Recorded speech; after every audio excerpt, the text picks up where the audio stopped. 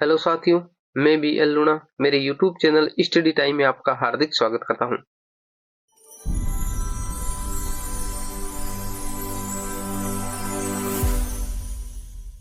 हम हिंदी साहित्य का इतिहास पढ़ रहे हैं और उस हिंदी साहित्य के इतिहास में आज हम जो नकेनवाद या परपद्यवाद है उसके बारे में अध्ययन करेंगे।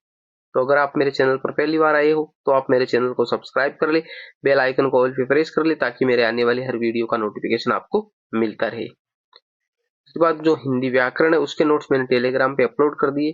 अगर आप लेना चाहे तो उसको ले सकते हो। उस टेलीग्राम का लिंक मेरे डिस्क्रिप्शन बॉक्स में है, आप जाकर उसको ज्वाइन कर सकते हैं। जैसे ही हमारा हिंदी साहित्य का इतिहास कंप्लीट होगा, इसके नोट्स भी मैं आप टेलीग्राम पे उपलब्ध करवा दूंगा। अब बात करें हम नकेनवाद क्या है। तो जो नकेनवाद या परपद्यवाद है, दोनों एक ही चीज है। ये इस प्रकार लिखा परपद्यवाद 1956, यानी ये 1956 ईस्वी में प्रकाशित। तो जो नकेनवाद है ये क्या है, जो आगे वाले जो जैसे न, के और न, ये तीन कवि है, उन तीन कवियों का आगे वाला जो नाम है, ठीक है, वो लिया गया है। देखिए, अजय द्वारा संपादित तार सप्तक व दूसरा सप्तक के प्रेरित होकर, यानी अजय द्वारा जो तार सप्तक का मतलब प्रथम तार सप्तक 1943 ईस्वी और दूसरा सप्तक 1951 ईस्वी प्रेरित होकर नलिन विलोचन शर्मा ने अपने दो साथियों केसरी कुमार और नरेश कुमार को मिलाकर नकेनवाद की स्थापना की थी। इसे ही परपद्यवाद के नाम से भी पुकारा जाता है। तो देखिए, एक तो हो गया नलिन विलोचन शर्मा, एक हो गया केसरी कुमार और एक हो गया नरेश कुमार। तो देखो, ये एक न है, उसका मतलब हो गया नलिन विलोचन शर्मा, के का मतलब हो गया केसरी कुमार और न का मतलब हो गया नरेश कुमार। तो ये तीन, इसकी स्थापना करने का श्रेय है वो है नलिन विलोचन शर्मा को। इसने इसकी स्थापना 1956 ईस्वी में की थी और इनके दो साथी थे नरेश कुमार और केसरी कुमार। इन तीनों ने मिलकर ये नकेनवाद बना है। तो आपको समझ में आ गया, ज्यादा लंबा चौड़ा इसका कुछ है नहीं, इतना सही है। अब देखिए, प्रयोगवादी काव्य धारा की प्रमुख प्रवृत्तियां व विशेषताएं।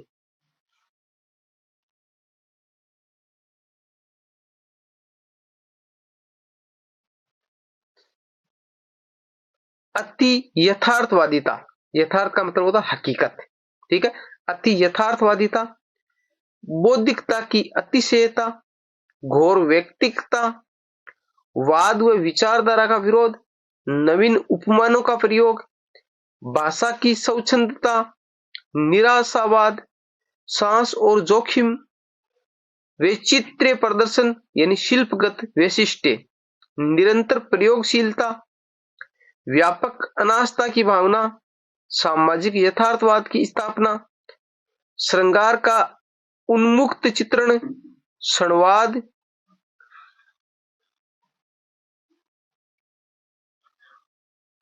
कुंठा और निराशा का चित्रण, नग्नता का निरूपण।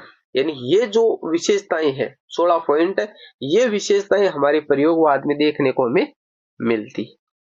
अब है प्रगतिवादी व प्रयोगवादी कविता में मुख्य अंतर।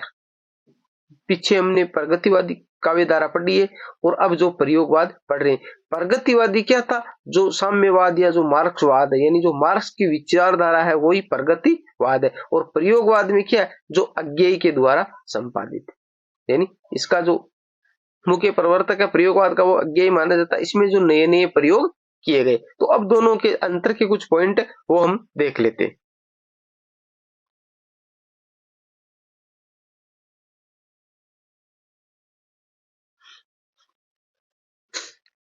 प्रगतिवादी कविता में शोषित वर्ग, निम्न वर्ग को केंद्र में रखा गया। यानी प्रगतिवादी जो काव्य धारा थी उसमें क्या था, जो शोषित वर्ग था जिसके साथ में शोषण हो रहा था, निम्न वर्ग जो नीचे जाति के थे, तो जो मजदूर वर्ग हो गया, निम्न जो शोषित वर्ग हो गया, निम्न जाति के हो गए, इनको केंद्र में रखा गया, इनको ध्यान में रखते हुए साहित्य रचा गया, क्योंकि जो मार्क्सवाद है उसकी विचारधारा यही है। जबकि प्रयोगवादी कविता में स्वयं के जिए हुए भोगे हुए यथार्थ जीवन का चित्रण किया गया है। यानी प्रयोगवाद में क्या आया है, कि जो खुद का जिया हुआ, खुद का भोगा हुआ जो हकीकत है, उसको ही जीवन में उतारा गया, उसका ही चित्रण किया गया। तो अलग अलग हो गए दोनों, उसमें शोषित वर्ग को लिया गया था और इसमें खुद से संबंधित जो रचनाएं वो है। प्रगतिवादी कविता विचारधारा को महत्व देती है, जबकि प्रयोगवादी कविता अनुभव को महत्व देती है। यानी इसमें विचारधारा है, इसमें विचारधारा है और इसमें खुद का अनुभव है। ठीक है।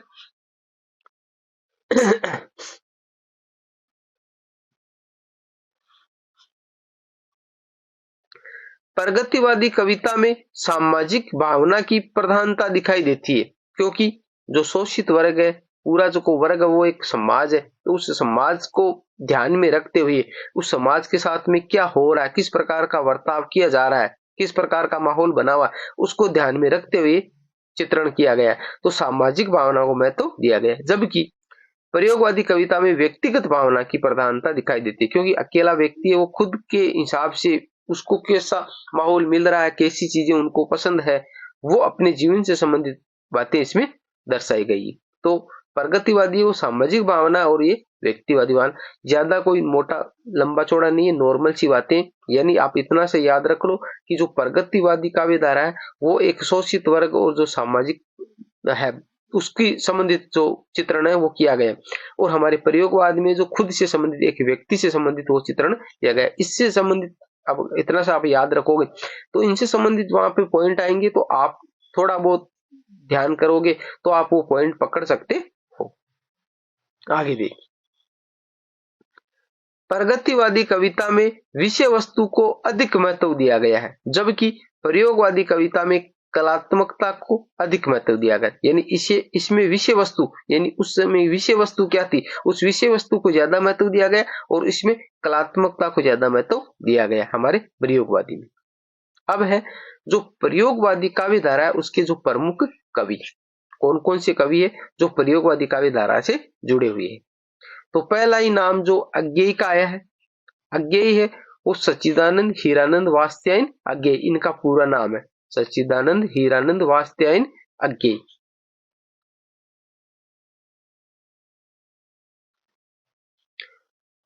इनका जन्म 1911 ईस्वी में हुआ था। मैंने आपको पहले बता दिया, इनसे संबंधित एक सूत्र था, अज्ञेय ने केदारनाथ में नाग और शेर को लड़ाया। तो अज्ञेय, केदारनाथ अग्रवाल, नागार्जुन और शमशेर बहादुर सिंह, इन चारों का जो जन्म है वो 1911 ईस्वी में हुआ था। जो मैंने सूत्र है पिछले कक्षाओं में बताया है, अज्ञेय ने केदारनाथ में नाग और शेर को लड़ाया। मृत्यु की बात करें तो 1987 ईस्वी में। जन्म स्थान की बात करें, ग्राम कसिया, जिला देवरिया। सूत्र है अजय ने केदारनाथ में नाग और शेर को लड़ाया, जो पिछली बार भी बताया था और यहाँ पर भी लिखा हुआ है, तो आप जो नए आए उनको भी पता चल जाए। 1911 ईस्वी जन्म, यानी अजय का जन्म 1911 ईस्वी, केदारनाथ अग्रवाल का जन्म 1911 ईस्वी, नागार्जुन का 1911, और शेर का मतलब हुआ शमशेर बहादुर सिंह, उनका जन्म 1911 ईस्वी। यानी इनसे क्या होगा, थोड़ी आपको याद करने में सुविधा होगी। बात करें प्रमुख रचनाओं की, भगनदूत 1933 ईस्वी, चिंता 1942 ईस्वी, इत्यलम 1946 ईस्वी, हरिघास पर क्षण भर 1949 ईस्वी, बावरा अहेरी, अहेरी का मतलब शिकारी होता है, 1954 ईस्वी, इंद्रधनुष रोंदे हुए 1957 ईस्वी, अरियो करुणा प्रभामय 1959 ईस्वी, आंगन के पार द्वार 1961 ईस्वी, कितनी नावों में कितनी बार, नदी की बांक पर छाया 1981 ईस्वी, और रूपाम्बरा, ये जो रचनाएं ये अज्ञेय की है। अब इन रचनाओं का मैंने एक सूत्र बनाया है। हाँ देखिए, सूत्र क्या है, बच्ची ई है बाई आ 33 94 35 322। अब ये 33 94 35 322 क्या है कि देखो, भ का मतलब हो गया भगनदूत, ची का मतलब हो गया चिंता, ई का मतलब हो गया इत्यलम, है का मतलब हो गया हरिघास पर क्षण भर, बा का मतलब हो गया बावरा अहेरी, ई का मतलब हो गया इंद्रधनुष रोंदे हुए, ए का मतलब हो गया अरियो करुणा प्रभामय, और आ का मतलब है आंगन के पार द्वार। यहां तक यानी 8 नंबर तक की जो रचना, यहां तक मैंने इनका सूत्र बनाया है। अब 33 का मतलब हो गया 1900 तो सभी में है, पहले 33 लेना। तो 1933 1933 के अंदर हमारी ये भगन दूत आ जाएगी। फिर 33 के अंदर आपके 9 आया है तो 9 ऐड करना है। 33 में जब आप 9 ऐड करोगे तो होता है 1942। 33 में 9 ऐड करोगे तो हो गया 1942। चिंता हो गई। फिर इसके अंदर 4 ऐड करेंगे, 42 में 4 ऐड करोगे तो हो गया 46। इतेलम हो गई 1946। 46 में 3 ऐड करोगे तो हो गया 49। 49 में हो गया हरी घास पर क्षणभर। फिर 5 ऐड करोगे तो 1954 बावरा अहेरी। फिर 3 ऐड करोगे तो 57 में इंद्रधनुष रोंदे हुए। फिर 2 ऐड करोगे तो 59 अरियो करुणा प्रभामयी। और फिर 2 ऐड करोगे तो 1961 आंगन के पार द्वार। तो ये जो सूत्र है और ये इनके कोड है। बच्ची ई है 22 33 94 35 322।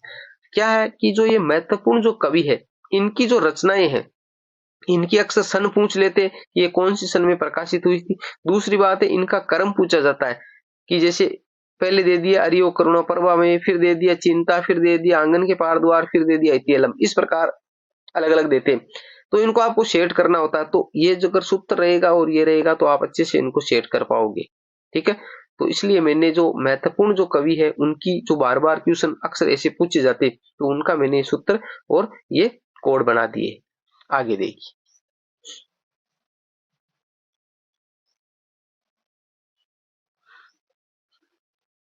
कहानी संग्रह। कहानी संग्रह परंपरा, तिरपतगा, जयदोल, कोठरी की बात और शरणार्थी, ये है कहानी संग्रह। फिर है हमारे अजय के उपन्यास। उपन्यास कौन कौन से? शेखर एक जीवनी, नदी के दीप, अपने अपने अजनबी, ये हो गए इनके उपन्यास। फिर है अजय द्वारा निम्न पत्रिकाओं का संपादन किया गया। 4 जो पत्रिकाएं, सॉरी 5 है, इनका संपादन है अजय द्वारा किया गया। एक तो है विशाल भारत, ये कोलकाता से, विशाल भारत है वो कोलकाता से प्रकाशित होती। सैनिक ये आगरा से प्रकाशित होता था। दिनमान ये दिल्ली से। प्रतीक और नव भारत टाइम्स। अब इसको याद करने में, जैसे विशाल भारत यानी विशाल का मतलब जो भारत है वो विशाल था, तो विशाल भारत था तो उसके लिए एक राजधानी की जरूरत थी। तो पहले हमारी राजधानी क्या थी? कोलकाता थी। कोलकाता बड़ा है यानी विशाल भारत था, बड़ा भारत था, इसलिए उनकी राजधानी कोलकाता। तो विशाल भारत कोलकाता से प्रकाशित होता था। मैंने इस प्रकार इसे सेट कर रखा है। सैनिक, सैनिक कहाँ जरूरत पड़ती है? कोई ऐसी चीजें होती है जिनकी रक्षा करनी होती है, तो आगरा के अंदर ताजमहल बना, उस ताजमहल के लिए सैनिकों की जरूरत है उनकी रक्षा करने के लिए। तो सैनिक आगरा से। दिनमान दी से दिल्ली, तो ये मिल रहा है दिनमान दिल्ली से था। और प्रतीक और नव भारत टाइम्स, ये नाम इस प्रकार आप याद कर सकते हो। आंगन के पार द्वार। आंगन के पार द्वार जो रचना है 1964 ईस्वी में इसमें साहित्य अकादमी पुरस्कार मिला हुआ है। आंगन के पार द्वार रचना पे अजय को 1964 ईस्वी में साहित्य अकादमी पुरस्कार मिला। कितनी नावों में कितनी बार, कितनी नावों में कितनी बार 1978 ईस्वी में इन पे भारतीय ज्ञानपीठ पुरस्कार मिला। यानी 2 रचनाएं हैं। एक रचना आंगन के पार द्वार 1964 ईस्वी में इन पे साहित्य अकादमी पुरस्कार मिला है, और दूसरी एक कितनी नावों में कितनी बार, उस पे 1978 ईस्वी में भारतीय ज्ञानपीठ पुरस्कार मिला है। तो दोनों ही रचनाएं मोस्ट हो जाती है। ठीक है, तो इनसे आपको यह भी पूछा जा सकता है कि अज्ञेय को कौन सी रचना पे ज्ञानपीठ पुरस्कार मिला था, तो वो है कितनी नावों में कितनी बार। या पूछा जा सकता है अज्ञेय को कौन सी रचना पे साहित्य अकादमी पुरस्कार मिला, तो आंगन के पार द्वार पर। कब मिला था? 1964 में। और ज्ञानपीठ पुरस्कार 1978 ईस्वी। तो इनसे संबंधित कैसा भी प्रश्न एग्जामिनर अपने हिसाब से कैसा भी प्रश्न बना सकता है। हरी घास पर क्षण भर इनकी प्रौढ़ रचना मानी जाती है, यानी पुरानी रचना मानी जाती है हरी घास पर क्षण भर।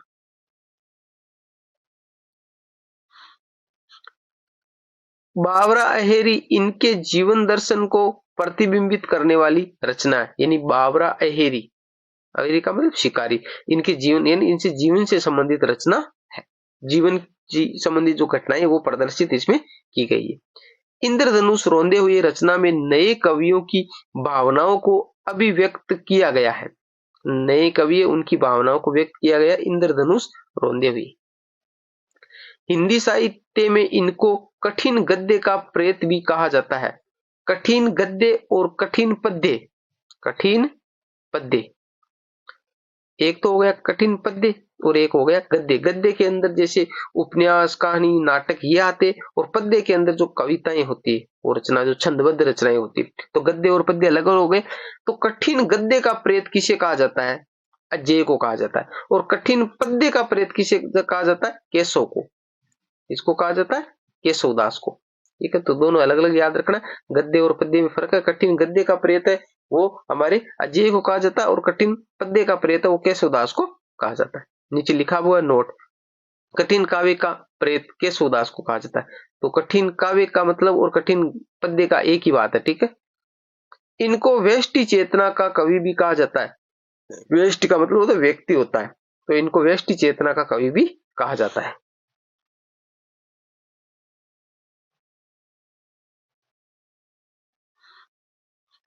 आगे आया भवानी प्रसाद मिश्र। भवानी प्रसाद मिश्र, जन्म की बात करें 1914 ईस्वी, मृत्यु की बात करें 1985 ईस्वी। प्रमुख रचनाएं, इनकी प्रमुख रचनाएं है गीत फरोश, सतपुड़ा के जंगल, टूटने का सुख, अंधेरी कविताएं, बुनी हुई रस्सी, कालजयी, ये शानदार है, बुनी हुई रस्सी, सन्नाटा, शने शपथ।